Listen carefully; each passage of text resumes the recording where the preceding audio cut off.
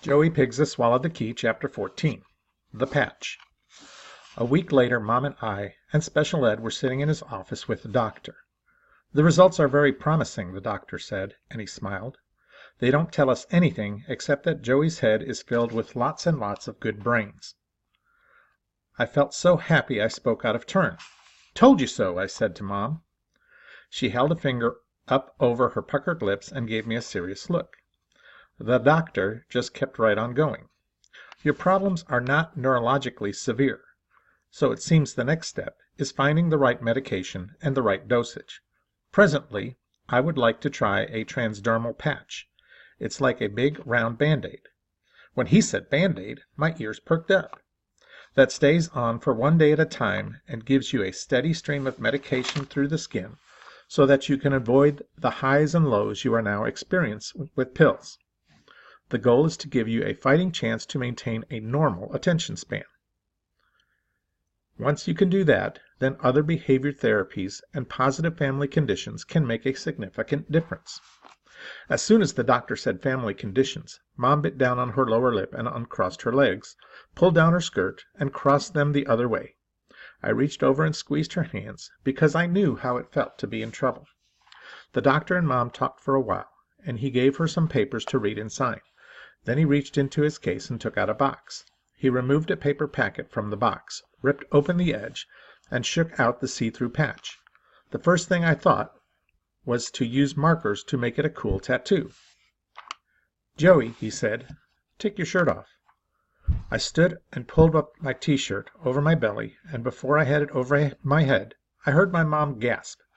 I had taken all the Band-Aids I still had and made the face of a dog on my stomach. "Don't worry," the doctor said to Mom. "It's normal. There's not a kid alive who doesn't like Band-Aids." "I want a Chihuahua," I said, and grinned at Special Ed, and he was doing exactly what I thought he'd be doing, which meant my brain was working right.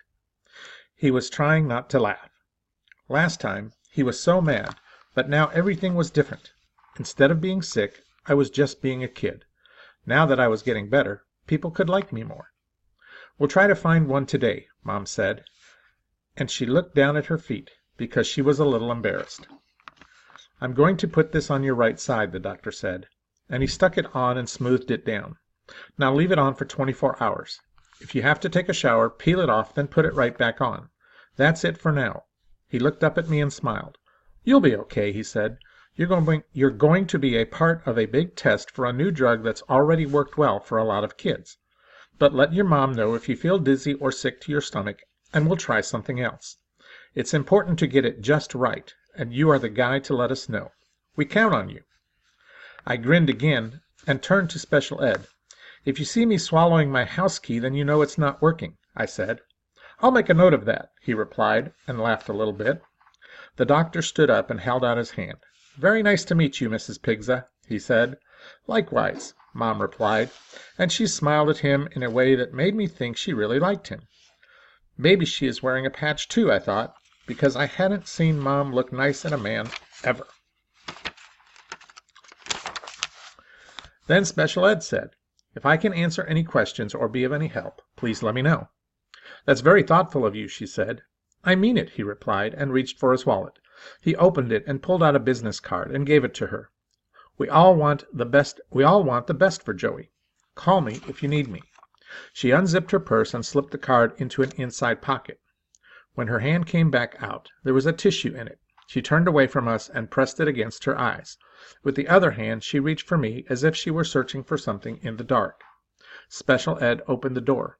"I'll see you tomorrow," he said to me. "We still have a few weeks left to work on behavior and homework."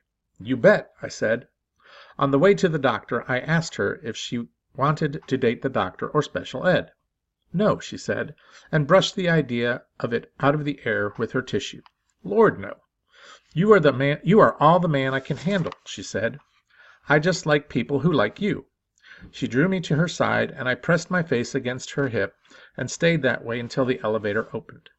Those elevator doors open and close about 1,000,000 times a day, but when they reached the lobby, they were open for me. I felt like they had just let me out into something new. I just stood there thinking that I was finally going down the right path to being better. that getting better was really happening to me, that it was my turn for everyone to help me, and there was no turning back to my old self unless I messed up, and I didn't want to mess up. "Come on, Joey," Mom said, and tugged at my arm, because the elevator doors began to close.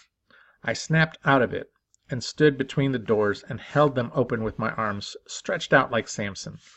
She ducked under my arm and through, and I jumped out right behind her. "I love elevators," I said to Mom as we walked toward the bus stop.